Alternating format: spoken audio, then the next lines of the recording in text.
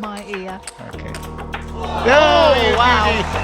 My goodness me, that 7, was 6. absolutely superb. Don't we love that? And the 1-inch punch is like his backhand. One shot there, barely any backswing. Backhand rip like we haven't seen from behind the table. This ball comes in low and loaded, and Bob Gendon doesn't bat an eye. Out of Harry Potter's book of shots, that one. Gosh, magical. That is confidence out here. Hello and welcome to PechPong. Today we're going to be covering the highly requested backhand loop. And we're going to be covering this in 3 parts. And those parts are going to be, first is the base technique. Second will be the common mistakes that I find when I'm coaching people and that a lot of people make and how to fix them. And third will be mastering all the different variations. I'll also be sharing the one secret that really took my backhand to the next level that a coach gave me, and I'll be putting that in the beginning of part 3 of the video, so stick around for that.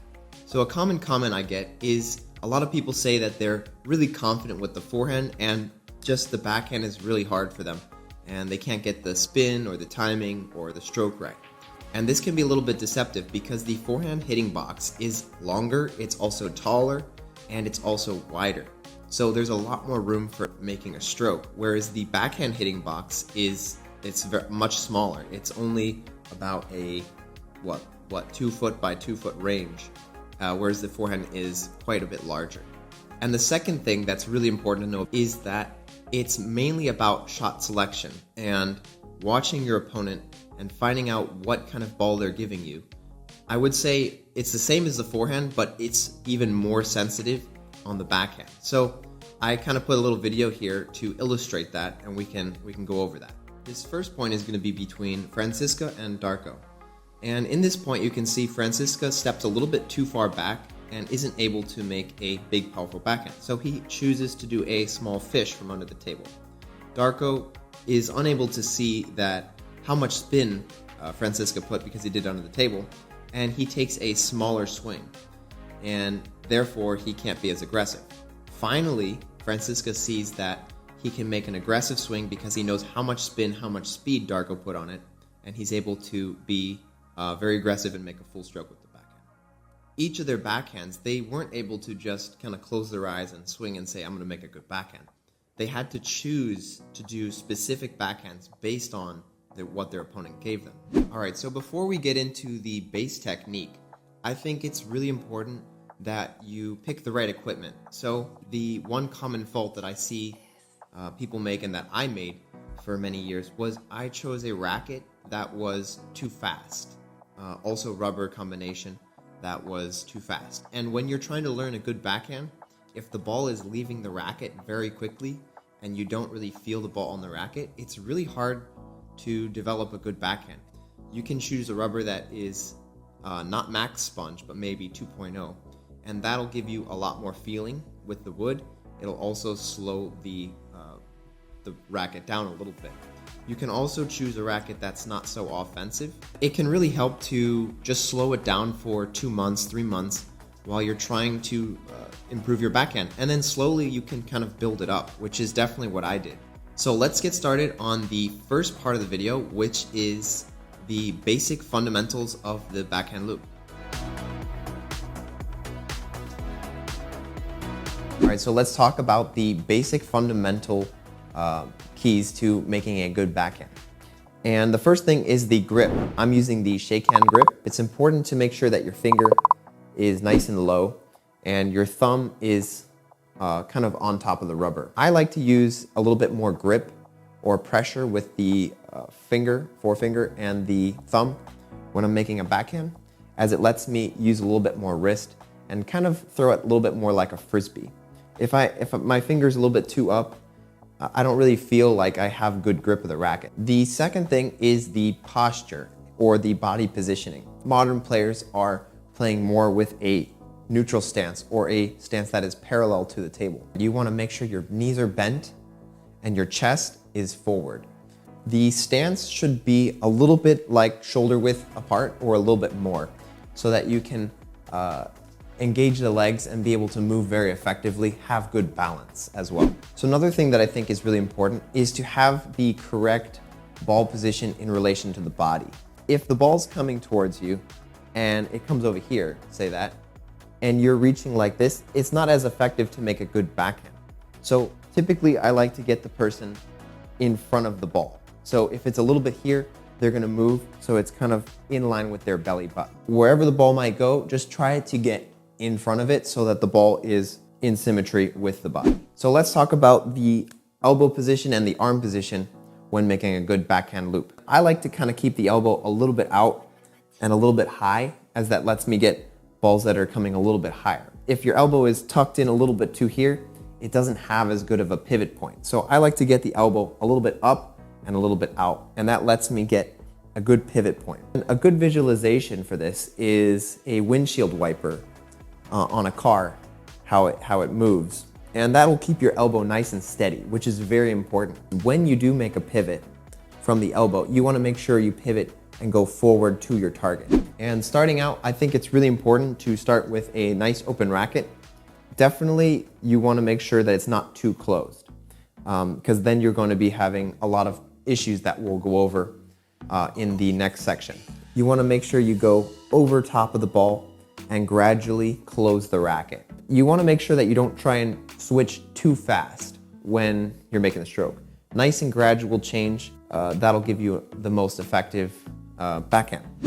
So a good visualization when learning the fundamentals of the backhand, and this is how I was taught, is to visualize you're spinning a wheel when you do the shot. If you're just kind of hitting the ball, the wheel doesn't really spin. But if you're able to make a stroke and pivot around the elbow, then you're gonna be able to make the wheel spin. So the contact position will be in front of the body, and it won't be too far in front of the body, and it won't be too close to the body. It'll be somewhere, I feel like about a foot away from the body, maybe a little bit more. And when you make this distance, it lets you have a lot of potential to make good spin. Making sure you wait for the ball to come right into this hitting zone, about 1.5 feet away from the body, you're gonna be able to make really good, effective backhand loops from that distance. And when you're hitting backhand loops, it's really important to engage the knees and the body in a flowing way. If you're just standing here hitting backhands like this, yeah, you could hit good backhands, but it really doesn't translate well into matches because there's a lot of movement, a lot of different placements. And if you're bending your knees and you're using your knees and you're kind of shifting up nicely through the ball, it's keeping you active through the shot.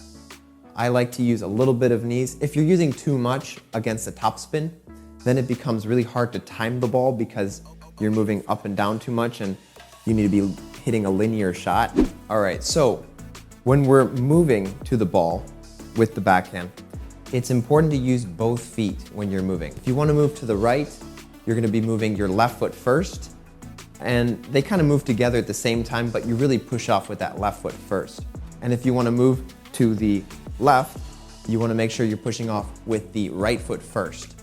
And it would kind of look a little bit something like this, where we're moving around and we're moving both feet pretty much at the same time, but I'm really initiating the foot that's furthest away from the position we want to get to start the movement.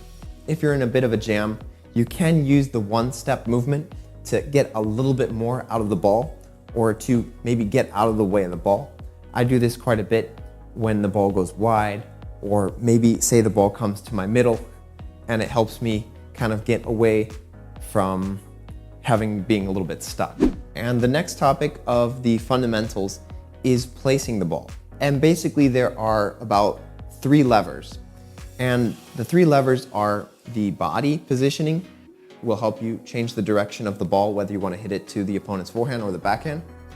The timing that you hit the ball, so you can contact the ball a little bit more in front, or you can contact the ball a little bit later, and that will change the angle of your racket.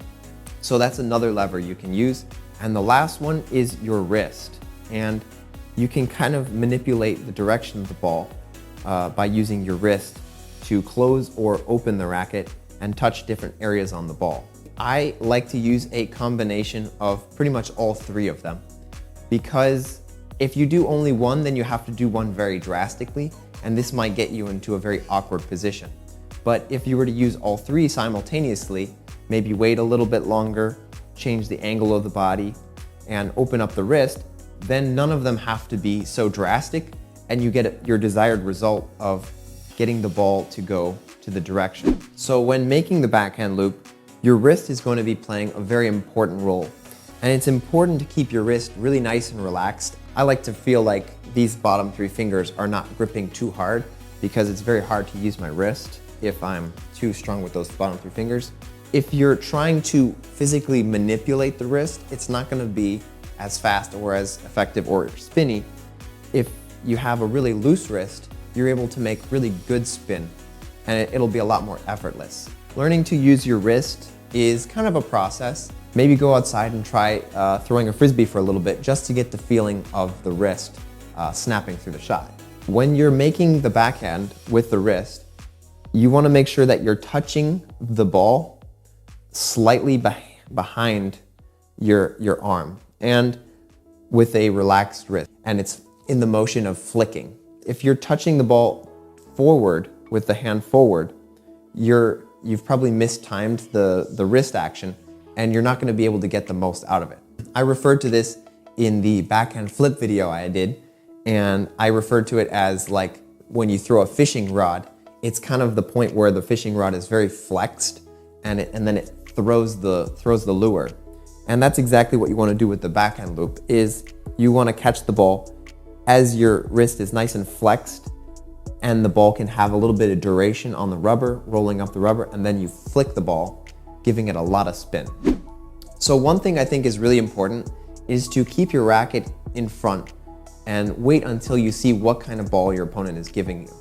If your opponent, for example, gives you a little bit higher, you're able to adjust your racket to a higher position right away and get in the ideal position to hit that shot. If you were to just kind of take your backswing too soon before you saw what kind of ball your opponent gave you, then you're going to have to make a really big compensation to hit that shot. And more often than not, you're going to miss the shot. So it's really important to really keep your racket in front and wait and see what kind of ball your opponent gives you before you take your backswing. Another thing that I really think really helped my technique was the fact that I stopped trying to brush the ball up so much on the topspin loop. And I don't know why, but before I always, really tried to put a lot of spin in an upward motion. And this was okay, but I really found out later that there was a lot more of an efficient way to do it. And that was to kind of go more through the ball, but you can still go through the ball and make an aggressive topspin. If you're able to, keep the racket open and make a nice, strong friction on the ball. So that was definitely an improvement that I saw, which was just focus less on like spinning the ball up and more focus on kind of driving it forward and still getting good friction. All right, so part 2, and this is going to be covering the common faults and how you can fix them. And in this section, I'll be using different kind of learning methods that I've seen have worked really well for students to help you accelerate your learning process.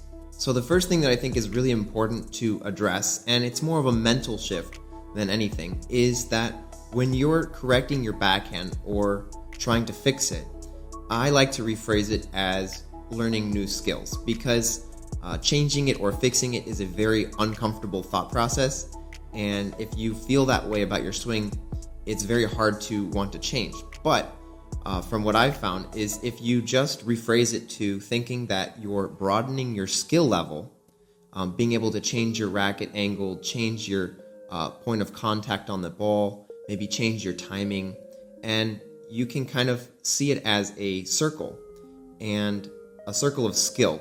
And all you're doing is broadening your circle of skill. So if you think about it that way, then it's a lot less daunting because you're not changing anything, you're just improving or learning new skills. And then what you're going to end up doing is using those new skills more often during points because they're more effective. And when they become more effective, you become more likely to want to do them. So that way you can change your stroke without really feeling like you're changing anything. And the second thing is that if you can do the stroke in the mirror, you can make a good stroke with the ball. And it first comes with having a good mental picture. That's why in China, they don't even let players hit a ball until they have a really good stroke fundamentals kind of grooved in. Oftentimes I do drills or feelings that make you hit off the table or into the net or spin really high and do things that you wouldn't really normally do in a game just to over-exaggerate a feeling. And then once you have that feeling, it's yours and you can kind of fine-tune it to get the desired result. Alright, so let's go over fault number 1. So the most common fault, something that I did for many years, and a lot of different coaches had told me that I should learn to open the racket a little bit more when I'm hitting the ball. And some reasons why it's important to open the racket are, if it's too closed, then you're forced to go a lot faster to get the ball over, because if you strike the ball slowly, it'll go down in the net. But if you strike the ball faster, it'll go over. And you're just kind of forced to do this if you have a closed racket. Secondly, there's also less hitting area when your racket is too closed, meaning the window to hit the ball is very small. You can see it's like next to nothing, and you might hit a lot of edges. And if you're able to open the racket, then your window becomes a lot bigger to hit the ball, and you're able to make a lot more solid contact. Another reason why you want to have the racket a little bit more open is when the ball goes a little bit lower. For example, let's say you're making a shot and the ball is dropping. If you're at a very closed angle, it's very hard to lift the ball from that low position. If you're able to open the racket, you can still catch it nice and late and lift it over the table very easily. Opening the racket is also going to let you have a lot more success against players who have short pips and give you dead balls. It'll give you the ability to lift underspins a lot more easy. And are there times when you do need to close the racket and hit over top of the ball? Yes, absolutely. The ability to open and close the racket and not always have it stuck in one position is definitely that's something worth learning. A simple approach that I use to help fix the backhand is the method of checkpoints. And that is, the first is I like to get them to take the racket back with it's nice and open, like pointing to the sun. And then when they take their wrist back, they point the tip down and it's still open. And then as they go through, then they're allowed to kind of roll over the ball and close the racket. And it's really important that you don't go too soon and start rolling too soon. You really want to make sure you wait till the ball comes and touches the racket with an open racket. When you finally make that adjustment and you're able to keep it open, you're probably going to find that you're overshooting the ball off the end of the table and maybe hit a little bit more back to forward and less down to up, or to lean out the stroke. And doing this with a robot or multi-ball can be really helpful because you don't have to worry about hitting the ball on so many times in a row. In Europe, a lot of times they'll teach kids and they give them rackets with very low spin, something that you might get from like Dick's Sporting Goods that doesn't have so much spin. And what that does is the kids, if they try to close their racket, the ball will probably fall off the racket, go straight down. And so they learn to play with an open racket when they hit topspins because it won't work any other way. So it'll kind of, maybe using a racket with less spin is a good training aid to get you to learn how to open the racket. Another really good training aid is to use a video camera, because feel and real are not always the same. Someone might feel like they have an open racket, but when they look at the video review, they find out that something they were feeling is not exactly what it actually looks like. So another common fault is the scoop. And typically the player does this in an attempt to get the ball over the net. And what they do is they lift the bottom of the racket and they aren't able to rotate over their elbow, around their elbow, as effectively as they could. Typically what I try to do to get them to break this habit is I start getting them to aim on their side of the table. So to get them to stop worrying about hitting over the net, I kind of get them to start trying to roll over the ball and hit on their side of the table. And we'll just kind of play a game where we go back and forth and hit our own side of the table, just to get them the feeling of rolling over top of the ball and getting some topspin. So the next fault is reaching for the ball too much. And along with having a really closed racket, this is probably the second most or the most common fault that I see. And it really destroys the player's ability to make any speed or spin on the ball. And so it happens when the player reaches too much for the ball and they start kind of poking at it as opposed to making a nice stroke on it. And there's a couple different ways that you can go about fixing this, or you can do them all. So the next training aid, and it's very high tech and expensive, is the use of a chair. And I usually like to put the chair right in front of the table here like this, and I feed multi-ball to the student. And I tell the student to stand a little bit away from the chair, not too far, or else they're allowed to reach still. So I get them to stand pretty close. And I tell them that they're not allowed to touch the ball until the ball comes past the chair. And what that stops them from doing is A, maybe bumping the ball, and B, it gets them to wait till the ball comes and stroke upward and make good spin. So they also have to wait for the ball to cross past the line of the chair. And if they're able to do that, then that helps them to visualize waiting for the ball because it has to cross an actual line. So the last training aid I like to use is I like to elevate the net. And what this helps the students see is that it's really high, so they can't really poke at the ball as they might hit into the net. And what it helps them do is visualize putting a lot more spin. And in order to put spin, they have to wait for the ball. So I like to use this elevated net or put something a little bit higher to help them to wait for the ball and try and make a lot of spin to get a good arc. So another common fault, and it's the last fault we'll go over, is fading the ball. And it means that a right-handed player is touching too much on the right side of the ball, and they're kind of putting side spin, and their stroke is going too much to the right. This is probably because when they were learning to do backhands, they kept mistiming the backhand and they touch it a little bit too late. And they're not able to get the ball to the racket to even up and touch the backside of the ball. And what ends up happening is they kind of get stuck in that position and they start trying to use side spin or a side stroke to get the ball to go to their desired direction, as opposed to always going way off to the left. And one good way to fix this is to use the overcompensation method. And the overcompensation method, you want to kind of imagine that you're Michael Mays and you're hitting that side spin hook shot. And if you're able to learn how to touch this other side of the ball, then you're going to be able to learn how to hit the back of the ball, just because the difference between the two is so much. And typically, if you try to hit this side and then you try to hit the back, you're kind of somewhere in between. But if you learn to hit on the other side, you'll be able to hit the back much easier. So you kind of want to get your tip down a little bit.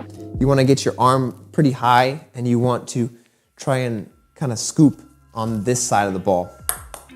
And probably the best advice I can give is don't worry about missing. Try to have fun.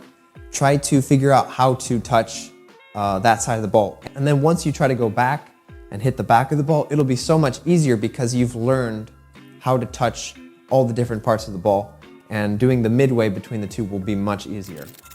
Alright, so now we're going to be moving into part 3 of the video, and that is mastering all the different variations of the backhand loop. Mastering the different variations and watching your opponent to see what they do is going to make your backhand a lot more effective, and it's going to definitely take your backhand to the next level. To kick this section off, I'm going to be going over the one secret that took my backhand to the next level, gave me a lot more confidence. So yeah, let's get started. It's probably my favorite tip of the backhand that helped me to take it to the next level, improve my timing and my speed a little bit. And that is that you need to keep the space between your hand and your chest. If you look at all the best players in the world, when they do backhand loops, they really make sure they keep their space, and it's almost as if their forearm stays forward and they take their backswing and their wrist goes back, and they're able to keep that position where they contact the ball very constant. Because as soon as you take the racket back and you get into this inverted position, your timing will go really bad, because now you have to get back into this position. So the key thing that I think is really important when doing this is to use your wrist and not take your arm back, but keep your arm very steady. Maybe take it back a little bit, and then as soon as the ball comes, you use your wrist to get the backswing, and then you contact the ball nice and in front, and you maintain this space in between your chest and your contact point. If you can really work at it, practice it, watch good players do it, and you can start incorporating it into your swing to get a lot better timing when you do the backhand loops.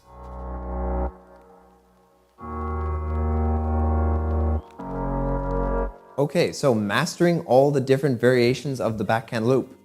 And it's funny because this first one isn't actually a loop. And it's important to know because a lot of people try to loop it and they end up missing when they should be doing an entirely different shot. So I think it's worth covering in a backhand loop video. And that's when the opponent gives the ball too high. And if you try to loop it, it gets into a very awkward position. Unlike the forehand where you can get your hand above the ball really well, the backhand is really tough to get the hand above the ball in a good way. So what players do, if they don't have enough time to run around with their forehand, is instead of looping it, they simply get their racket nice and in front and just punch the ball. So some keys to backhand punching are that you want to keep the racket nice and high, get it up nice and high, keep it really in front, and try not to take too big of a backswing, because the bigger the backswing, the harder it is to time up the punch. So when you do the punch, it's a very wrist-oriented shot, and it takes a lot of practice because you have to figure out how to get speed and power from such a little motion. And I like to feel like I'm relaxing the wrist a little bit, ever so slightly. If you get too floppy, it's hard to make a good punch. But if you kind of use a little bit of relaxation and get a little bit of flop, then you're able to be a lot more accurate, and you're also able to get power. So the next ball we're going to be covering is the backhand counter loop against topspin. Some keys to remember are to close the racket and try to hit more on top of the ball. Secondly, you don't want to take too big of a backswing because their ball, when it hits the table, jumps very aggressively. And if you take too big of a backswing, you can mistime the ball. So typically I like to use a little bit more wrist and make the stroke a little bit shorter. And third, it's important not to go from low to high, but from high to high, because you're not trying to lift the ball at all. You just want to drive it forward. A great place to contact this ball is nice and early when it's low, because it's a lot easier to keep it low. It is possible to loop it at a little bit higher of a spot, depending on maybe you're a little bit back and you have to catch the ball a little bit higher. But typically, if you can, try to catch it at a nice low point. You can use this same stroke technique for the kick-kick technique, which is something a lot of the good players are doing to put a lot of pressure on their opponent. It's when both players are very close to the table and they're making a lot of spin with their backhands and they're almost counter looping each other. So the next variation is the underspin loop. And the main differences that are between the underspin loop and, say, the topspin loop is that on the underspin loop, you're going to want to bend your knees a lot more to get underneath the ball to help lift the underspin. Secondly, you're probably going to want to open up the racket a little bit more, as I mentioned, to get a little bit more lift so you don't have to worry about clearing the net. And third, when you loop the shot, you want to make sure you get your arm and hand a little bit more low, and the stroke will be from low to high as opposed to back to forward.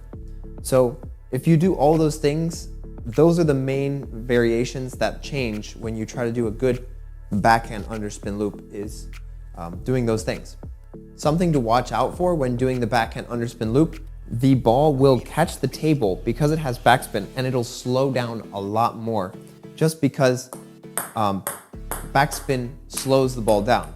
So what people end up doing is they mistime it and end up reaching for the ball because it's coming at one speed and then it hits the table and it slows down, and waiting for the ball to come right in that perfect strike zone is going to be important if you want to make a really good backhand underspin loop with a lot of spin.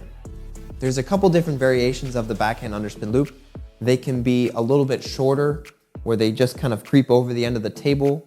They can be a little bit higher, where they almost stay, the second bounce would be on the table, but they're high enough where you can step in and loop it. And the third one would be a little bit deeper. With the shorter one, that's a little bit high, you want to make sure you step in with that right foot and swing over top of the table and make a good loop. It's going to be hard to spin the ball up, but if you really drive through the shot, you're going to be able to overcompensate the backspin that's on the ball. For the ball that's just creeping over the edge, you really want to wait for the ball and really pick it off the end of the table. And like I said in my other video, is I like to put a little tee on the table and kind of strike the ball off the tee just to get the feeling of swinging so close to the edge of the table and having a lot of confidence to do that. And the last one would be if the ball is hitting the baseline of the table, meaning they hit like an aggressive long push. And with this shot, you really want to make sure that you hold your body position. Very common that people kind of fall back and they lose good posture. So the next variation is going to be looping the dead ball. And if you play someone with short pips or someone who generally blocks with very little spin, and you try to loop the ball, a lot of times that ball will go down into the net, or it'll just go flying off the table. And that's because there's lack of spin. So when you get a dead ball, the goal is to make a lot of spin to be as consistent as possible. And when you make the loop against a dead ball, you're gonna wanna do kind of like a hybrid between an underspin and a topspin. And that's because if you did the topspin stroke, it would go in the net, and if you did the underspin stroke, it would go off the end of the table. So doing something in between is gonna be your best bet. A lot of times you're gonna get the dead ball if your opponent comes in and makes a forehand flip, because the forehand flip is a low spinning shot. Typically, someone will do it after you make a short push. They'll come in and make a forehand flip, and they'll kind of still have residual backspin or no spin on the ball.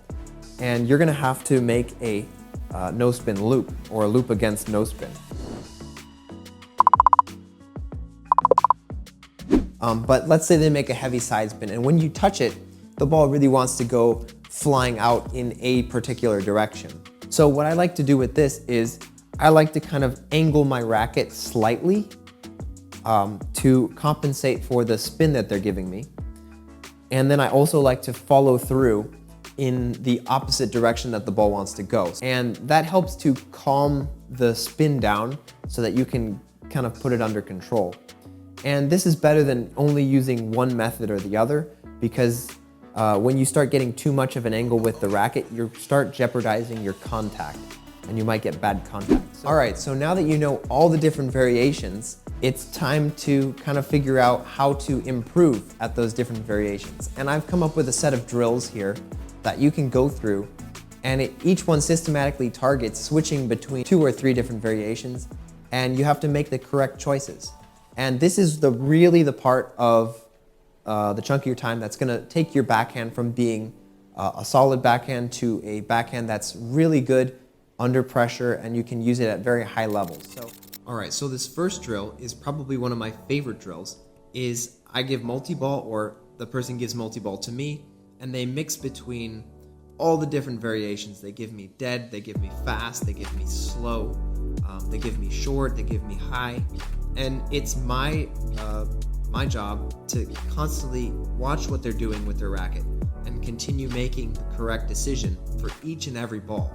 And I do like to practice this from multiple distances, because lots of times in games I find myself at mid distance or even far distance, and they're still making all these variation changes. So definitely something that you want to add to your practice routine.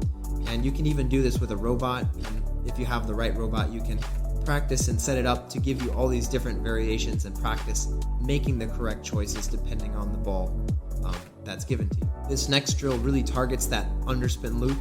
The different variations that he's doing here are long, medium long, and sometimes a little bit high over the table. Something that a lot of my students and I initially struggled with, and it just takes practice of identifying that ball and then making that quick decision.